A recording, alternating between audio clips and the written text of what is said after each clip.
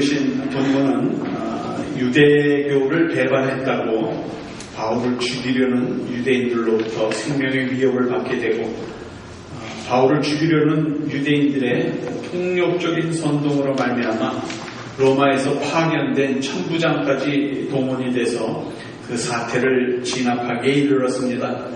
폭력적인 유대인들이 제각기 알 수 없는 히브리 말로 저놈을 죽이라는 그런 얘기를 했을 때 백부장을 거느린 천부장이 와서 그 소요가 일어난 지역에 들어가서 이제 소요의 주역이 된 바울을 체포하고 바울을 채찍질해서 때려서라도 그 원인을 밝히라고 천부장이 얘기를 하고 지시를 하고 떠납니다. 그 지시를 받은 백부장의 부하들이 바울을 때리고 채찍질하고, 그리고 이제 호송하려는 차에 매를 맞던 바울이 그 병사가 때리는 병사가 있는 옆에 백부장, 오늘날 백부장이면 100명의 군사를 거느리니까 한 중대장 정도 되겠죠. 그 중대한테 얘기를 합니다. 네가 로마 사람 된 나를 재판도 하지 않고 이렇게 때려도 되느냐. 그러니까 이게 깜짝 놀랐어요. 그저 히브리 사람이니까 그 로마의 속국으로 있는 그 피지배 민족으로 있는 그 사람들 중에서 하나 소요가 일어난 것으로 했는데 로마 사람이라고 그러니까는 깜짝 놀라가지고 천부장한테 가서 그 얘기를 했어요. 저 사람이 로마 사람이라고 그럽니다. 그러니까 천부장이 와서 얘기를 합니다. 네가 로마 사람이냐? 나는 돈을 많이 들여서 로마 시민이 됐는데 너는 어떻게 해서 로마 시민이 됐느냐? 나는 태어날 때부터 로마 시민이었어. 그러니까 자기는 돈을 들여서 로마 사람이 됐는데 태어날 때부터 로마 시민이라고 그러니까는 당황했어요. 그래서 이제 그 소요로부터 그 많은 그 유대인들로부터 매맞는 것을 건져내서 이제 군영으로 데리고 갑니다. 그래서 군영에서부터 이제 얘기를 시작하는데 그 데려가기 전에 잠깐만, 그리고 나서는 자기가 설교하던 그 내용을 마저 설교하는 장면, 그것이 22장, 23장에서 같이 연결이 됩니다. 바울이 변론하는, 바울이 설교하는 내용은 그렇습니다. 내가 어떤 사람이었으며, 내가 어떻게 예수를 만났으며, 내가 어떻게 변화되었으며, 내가 변화된 다음에는 어떻게 하나님을 했는가, 또 내가 왜 여기 와 있는가 하는 설명의 일부를 오늘 제가 읽어드렸습니다. 사도행전을 읽으면서 우리는 바울의 삶을 좀 상상을 해봅니다. 참으로 그의 삶은 단조로운 삶은 아니었습니다. 그저 그냥 그 자기가 있던, 자기가 공부했던 자기의 고향에서 그 명문학교에서 공부를 하고 율법을 준수하고 바리새인으로 있었다면 그가 민족의 지도자, 유대인의 지도자로서 있을 뻔했는데 그것을 하나님이 불러내셔서 하나님의 일을 하게 하시는, 그래서 예수 그리스도의 복음을 증거하시는 자리에까지 가게 됩니다. 오늘 여러분들에게 사치스러운 질문 하나 드리겠습니다. 인생이란 무엇인가? 인생 그러면 사람이 인자에다가 산다는 생, 그래서 사람이 산다 하는 것 자체가 인생입니다. 여러분도 인생을 살고 있고 저도 인생을 살고 있습니다. 그래서 우리가 사는 인생, 인생이 무엇인가 질문을 하면 우리 모두 다 대답을 알 수 있어야 됩니다. 그런데 막상 대놓고 인생이 무엇이냐 그렇게 얘기를 하면은 대답하기가 좀 곤란합니다. 그 얘기는 내가 확실한 목표를 가지고 내가 인생을 사는 목적의식이 뚜렷하지 않고 그냥 생명이 있으니까, 내 목숨줄이 있으니까 사는 게 인생이다 하는 거 외에는 다른 의미가 없습니다. 인생이 무엇이냐 얘기를 할 때 바울 같은 경우에는 확실히 대답할 수 있었어요. 내 인생은 오로지 내가 하나님이 나를 부르셔서 이방인의 사역자로 삼았으니까 이방인에게 예수가 그리스도인 것을 전도하다가 오라고 했기 때문에 나는 고생스러워도 위험해도 내 생명의 위협을 받아도 그 길을 가겠다. 그래서 예수 그리스도의 복음의 말씀으로 구원받은 우리도 이제 대답할 것은 나는 주님의 제자여 주의 길을 가는 사람들, 그게 우리가 사는 인생이란 말이죠. 정말 많은 사람들이 인생을 살지만 왜 인생을 사는지 질문에 답이 없는 거예요. 그래서 원초적인 질문에 대한 세 가지 방향이 나오죠. 어디서 왔으며 왜 살며 어디로 가는가. 이것이 세상 사람들의 인생의 질문입니다. 그러나 우리는 확실히 아는 게, 우리는 하나님께로서 와서 하나님을 위해 살다가 하나님께로 간다 하는 그 성경의 답을 알고 있는 겁니다. 이 지구상에는 정말 상상할 수도 없는 많은 사람들이 살고 있습니다. 저희가 학교 다닐 때는 이제 시내 버스를 타고 다니죠. 그러면 아침에 등교 시간이나 직장인들의 출근 시간이 같기 때문에 막 팍팍하죠. 그러면은 버스가 너무 사람이 많으니까 그때는 이제 버스 차장이라고 그러죠. 그 여자 차장이 이제 그 버스를 탕탕 두 번 때리고 오라이 그러면 차가 가는데, 그냥 가면은 이게 문의 입구에 한 3명, 4명 매달려 있기 때문에 차 문을 못 닫죠. 그러면 어떻게 하냐면 운전수가 차 문 있는 방향으로 이렇게 가다가 돌아서 반대 방향으로 확 틉니다. 그러면 문에 있던 사람들이 쪽으로 쏠려가지고 안쪽으로 사람들이 들어갈 때 차량이 문을 탁 닫습니다. 기술적으로 잘 닫습니다. 저희 때는 그거밖에 몰랐는데 요즘에 인터넷으로 보면은 지하철을 많이 이용하기 때문에 지하철에 뭐가 있다고요? 푸시맨이 있대요. 푸시맨. 사람이 안 들어가니까는 건장한 사람 몇이서 그냥 밀어가지고 그 지하철에 집어넣고 문을, 자동 문을 닫게끔. 너무 참 사람이 많습니다. 어디 가도 세상 속에 사람이 많습니다. 얼마 전까지만 해도 65억의 인구라고 했는데요. 65억이 넘어서 지금은 70억입니다. 이 세계 인구를 한번 볼까요? 저기 현재 세계 인구 한 게 보여요? 거기에 지금 움직이고 있는 거 있죠? 그게 지금 인구가 변하고 있는 겁니다. 그 바로 밑에 올해 출생자 있죠? 그 바로 밑에 오늘 출생자들이 계속 지금 출생하고 있는 겁니다. 그 밑에 올해 사망자가 있고 오늘 사망자가 있고 올해 순인구 증가가 지금 1월부터 6월 말까지 3,600만이 인구가 증가했습니다. 지금 이게 실제 세계 인구가 지금 변하는 겁니다. 그러면은 오늘 출생한 자는 지금 뭐예요? 20만 7천 명이 출생을 했는데 오늘 사망한 자는 8만 8천 명이 사망을 했어요.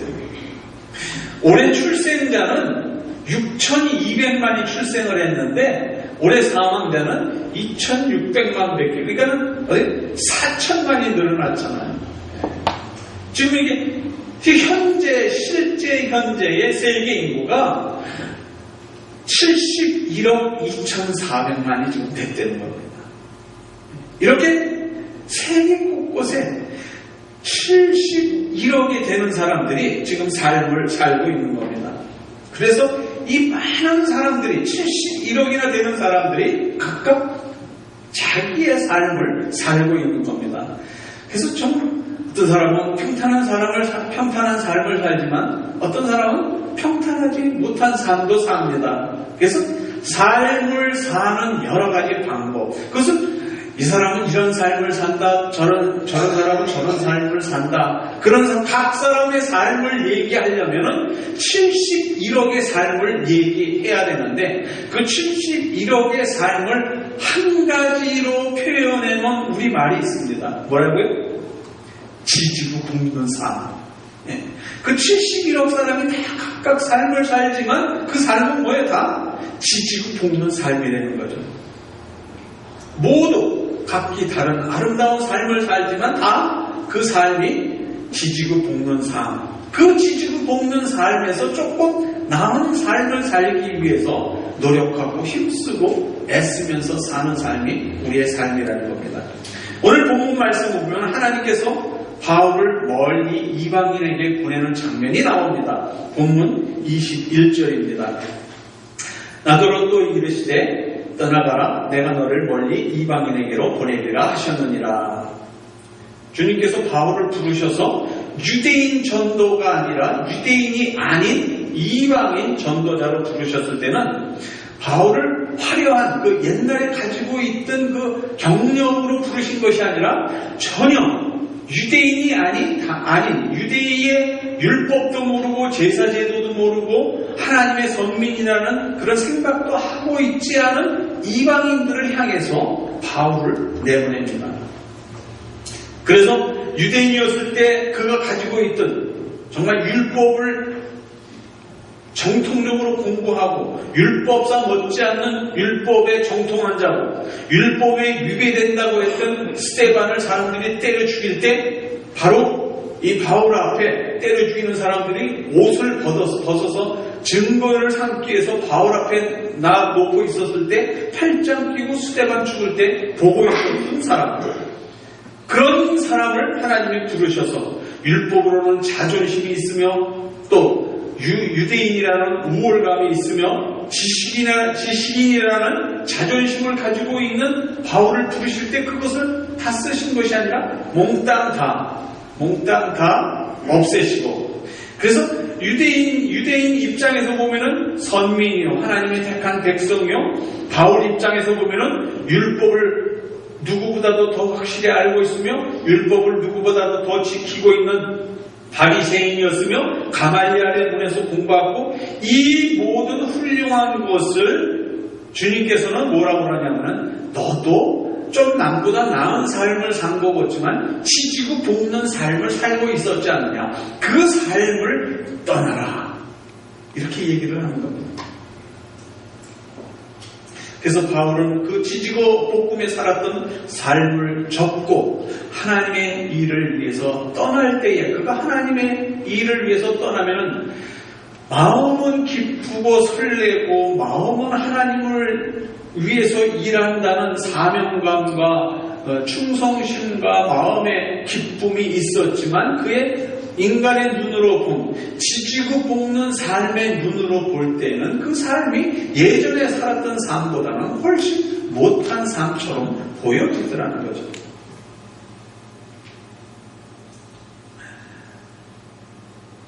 하나님께서 우리들을 이곳에 보내신 뜻, 고향 땅을 떠나서 정든 한국을 떠나서 이곳에 우리를 보내주셨다면 이곳에 와서 우리들에게는 어떤 사명이 있을까?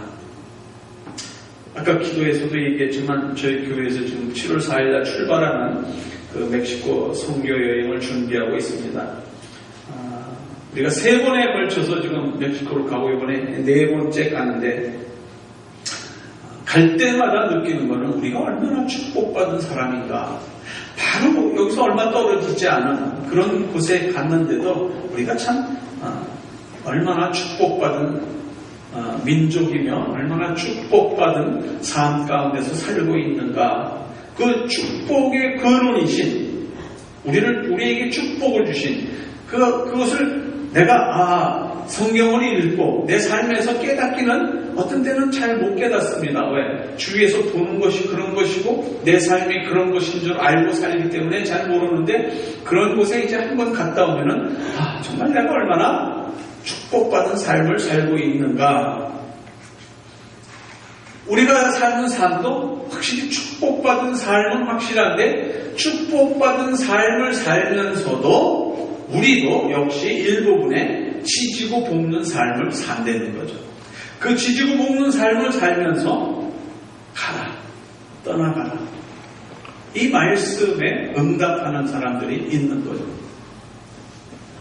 우리의 작은 정성을 이제 그 멕시코 엔세나다의 깜포에 우리의 작은 손을 펼치게 될 겁니다. 우리가 가서 뭐 학용품을 나눠주고 가서 먹을 걸 주고 담요를 전해주고 신발을 신겨주고 머리를 깎아주고 이렇게 해도 우리는 하루만 그 사람들과 지내다가 오면 끝입니다.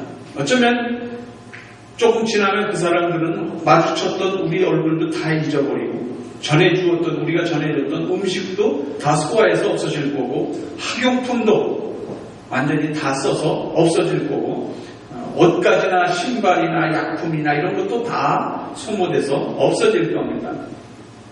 우리의 손을 빌어서 그들에게 다 해줬지만 그런 건 다 없어질 겁니다. 그러나 그들에게 남아있을 것이 있습니다. 그들의 마음속에 교회를 통해서 하나님의 사랑이 전해질 겁니다. 그 사랑을 그들은 영원히 기억하지 잊어버리지 않을 겁니다. 그 예수님의 사랑과 그 다음에 그들에게 전해질 성경 속에 있는 하나님의 말씀은 그들이 죽을 때까지는 잊어버리지 않을 겁니다. 그들이 숨쉬고 있는 동안 그 주의 말씀을 기억하고 있다면, 주의 사랑을 기억하고 있다면, 그때 어느 때 2003년 어느 때에 미국의 샌프란시스코에 있는 어느 교회 몇 명의 교인들이 와서 우리에게 이와 같은 것을 제공해 주었는데, 그때 내가 이런 신발을 줘서 신고 이런 옷을 주어서 입고 이런 음식을 줘서 내가 먹었는데 하는 거는 기억이 있고 우리 얼굴은 다 잊어버릴 겁니다. 그러나 하나님께서는 무엇을 기억하시냐? 우리가 가서 손을 펼칠 때 그 손을 펼칠 수 있도록 현장에 간 우리 교인들과 뒤에서 갈 수 있도록 기도해 주신 분과 뒤에서 갈 수 있도록 후원해 주신 모든 분들의 마음에 우러나서 하나님을 향한 그 사랑이 영원히 하늘나라에까지 기억될 겁니다. 그 일을 위해서 매주 수요일 저녁 6시 반에서 7시까지는 외지에 가서 평생을 눈앞에 약이 없어서 의사를 만나지 못해서 병들어 죽어가는 자식을 눈앞에 보면서도 그 선교지에 예수를 모르는 자들을 떠날 수 없어서 죽어가는 자식들을 눈앞에서 보며 기도할 수밖에 없었던 그 선교사들을 위해서 기도하는 기도방이 있습니다. 그들을 위해서 기도하라고 우리를 부르셨으며 그들을 위해서 우리의 손을 펼치라고 부르셨다면 그것이 우리를 향해서 가라. 내가 원하는 곳으로 가라. 내가 있는 자리에서 떠나라. 이 말씀을 우리에게 주셨지 않은가. 그것을 우리는 하나님의 거룩하신 부르심이다. 그렇게 얘기를 합니다. 일개 대통령으로부터 부름을 받았다고 해도 우리는 마음이 얼마나 설레겠어요. 대통령이 식사 함께 하자고 그렇습니다. 오셔서 식사 함께 하십시다. 그럼 아마 온 동네가 발칵 뒤집힐 거예요. 그런데 대통령한테 불림을 받아서 당신이 이번 회기 동안에 나와 함께 한 자리를 맡아서 일을 해 주십시오. 얼마나 영광이겠어요. 아마 가문의 영광으로 생각할 겁니다. 얼마 전에 몇 달 전이죠. 지금 총영사 새로 오시기 전에 이임하는 그 이정환 총영사가 이임하기 전에 영사관에서 어떤 여자한테서 전화가 왔어요. 목사님께 성안 소방강력의 이동원 목사님이시죠? 예, 그렇습니다. 우리 이임하는 총영사님께서 목사님에게 선물을 드리려고 하는데 어디로 보내드리면 돼요? 그래서 지금 가지고 계신 주소가 어디입니까? 그랬더니 저희 교회 주소를 가지고 있더라고요. 그래서 글로 보내시면 됩니다. 그랬더니 글을 보내면 됩니까? 예, 고맙습니다. 그래서 이임하는 총영사가 저한테 선물을 줄 게 있다는 거예요. 얼마나 기대가 되겠어요? 네. 무슨 선물 받았겠어요? 나중에 개인적으로 말씀드리죠. 아브라함을 부르셔서 아브라함의 고난의 길을 가라고 하나님이 부르신 것이 아니라 아브라함을 부르셔서 아브라함의 여정을 보면은 그가 자기 고향을 떠나서 와서 가나안 땅까지 와서 먹을 게 없어서 애굽 땅까지 들어갔다가 결국은 이스라엘 민족이 애굽에서 종살이 할 때까지 그 여정을 지나면서 아브라함은 그의 삶이 하나님이 오라고 해서 가서 복받은 삶이 아니라 인간의 눈으로 볼 때는 유랑하는 삶이었단 말이에요. 그럼에도 불구하고 성경에서는 아브라함을 뭐라고 그래요? 민족의 조상이라고 얘기한다. 이스라엘 민족의 조상이라고 얘기를 한다. 하나님이 그를 불러서 축복 주고 그로 말미암아 한 민족을 선택하셔서 하나님의 뜻을 보여주게 하신 민족의 축복자란 말이에요. 우리의 눈으로 볼 때는 그는 정말 기근을 피해서 돌아다니고 많은 어려운 점이 있었지만 그가 그렇게 돌아다닐 수 있었던 건 하나님의 인도하심.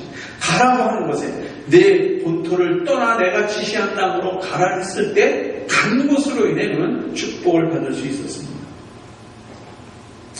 세상에 많은 사람들 중에서 저희를 불러서 세우셨습니다. 그냥 온 것이 아니라 하나님께서 부르셨습니다. 그 부르심에 우리는 선택되었다. 그렇게 얘기를 합니다. 불렀지만 오지 못하는 사람들이 10명 중에서 8명이 오지를 못합니다. 10명 중에서 1명, 2명만 부르심에 응답해서 왔습니다. 와서 신앙생활이라는 걸 해보다 보면은 하나님의 무슨 특별한 축복, 내 삶에 어떤 축복이 있는 것으로 기대했는데 그런 축복이 있는 것이 아니라 오히려 일거리가 하나 더 늘어난 것처럼 생각이 든단 말이에요. 주일날 편히 쉬었으면 주일날 내가 월요일부터 토요일까지 열심히 일하다가 주일날은 좀 쉬든지 아니면 주일날 내가 하고 싶은 걸 했으면 좋은데 또 주일날 와서 예배 드려야 되는 그러한 일로에서는 일거리가 하나 더 늘어난 것으로 생각했는데 그것이 나에게 축복이었단 말이죠. 영생을 얻을 수 있는 하나님의 귀한 말씀을 들을 수 있는 하나님의 영광을 목도할 수 있는 예배를 드릴 수 있는 그 특권이 우리에게 생긴 겁니다. 현실은 암담하고 절망적이라고 할지라도 미래에는 희망이 있다. 그런 희망을 우리에게 주기 위해서 부르신 겁니다. 삶이 끝나면 그것은 마지막이 아니라 영원한 삶이 너희들을 기다리고 있는데 이 삶을, 그런 영원한 삶을 기대하면서 힘써 애써 노력하며 기도하며 그 길을 가야 되지 않느냐. 우리에게 오늘뿐만이 아니라 내일이 있다는 것을 기약해 주시고 내일뿐만이 아니라 영원히 있다는 것을 약속해 주시고 우리가 하루하루 절망뿐만이 아니라 우리에게 희망이 있다는 것을 우리에게 말씀으로 해 주십니다. 그 희망과 기쁨을 통해서 주님을 만나게 되고 주님과 함께 일할 수 있는 겁니다. 하나님이 갈대아 우르에 살던 아브라함을 부르실 때 2가지 명령을 하십니다. 너의 본토 친척 아비 집을 떠나 내가 내게 지시한 땅으로 가라. 가라.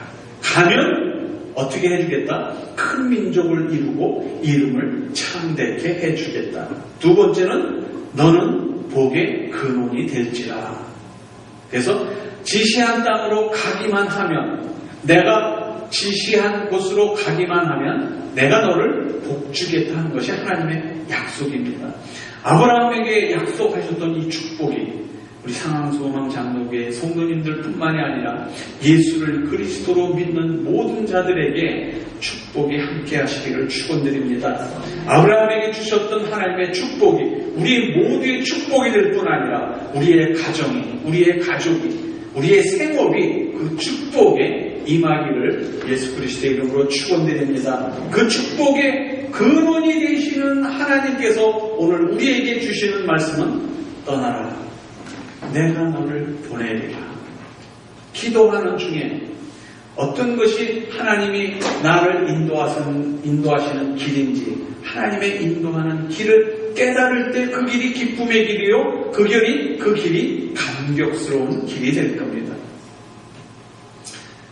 우리 교회와 또 성도들의 제일 큰 과제는 복음 전파에 있다는 것을 명심하셔야 됩니다. 왜냐하면 예수 그리스도께서 사역을 다 이루시고 우리를 위해서 피 흘리시고 십자가를 지시고 그리고 무덤에 들어가셨다가 부활하셔서 승천하시기 전에 마지막 하신 말씀이 있지 않습니까?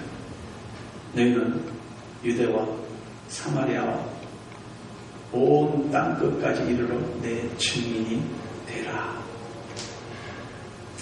지금까지 어떠한 환경에서 살아왔든지 상관없습니다. 지금까지 하나님은 왜 나에게 이런 운명을 허락하셨습니까? 어떤 운명을 살아왔든지 상관이 없습니다. 현재 내 모습이 정말 나 살기도 이렇게 힘든데 하나님 나에게 무슨 말씀을 하십니까? 어떤 상황이 있어도 상관이 없습니다. 하나님 앞에 나의 모습을 온전히 포커스를 맞춰놓는다면, 하나님과 나와의 관계를 똑바로만 맺어놓는다면, 하나님이 준비하시고 예비하신 그 축복의 근원이 되신 하나님의 영광이 여러분에게, 여러분의 가정에, 여러분의 자녀에게, 여러분의 삶 속에 넘치도록 일어날 것입니다. 하늘의 신령한 축복을 주시려고 아브라함을 부르셨던 분이, 너의 본토 친척 아비집을 떠나라 하셨던 분이 우리를 한국을 떠나서 이곳에 있게 하시고 이제 지시한 땅으로 와서 우리의 삶을 사는 것이 그저 쥐지고 볶는 삶이 아니라 하나님의 축복된 삶을 삶으로 말미암아서 하나님의 축복을 받을 뿐만 아니라 우리의 삶이 윤택한 삶으로 이어지기를 바랍니다. 오늘 우리들에게 그 명령을 같이 주십니다. 가라. 너의 손을 펼쳐라. 너의 구원의 손길을 기다리고 있는 사람들이 있지 않느냐. 미국에 있으면서 너희들이 얼마나 축복받은 민족이냐, 너희들이 얼마나 축복받은 사람이냐, 이 축복 안에 매달려 있지 말고 너희 손을 펼쳐서 너희 몸을 움직여서 기도함으로, 후원함으로 하나님의 마지막 명령을 이루라 하는 사명감과 긍지를 가지고 가라 명령한 그 길을 가신다면, 우리의 눈을 들어서 하나님의 음성을 듣고 그 하나님의 음성에 우리가 응답하기만 한다면, 하나님이 우리를 위해서 준비하시고 예비하시고 우리를 위해서 하나님이 주시고자 하는 축복의 통로가 우리의 마음속에 있음으로 말미암아 우리가 모두 하나님께서 주시고자 하는 그 축복을 체험하면서 하루하루 그 삶을 살아가게 되시기를 주 예수 그리스도의 이름으로 축원드립니다.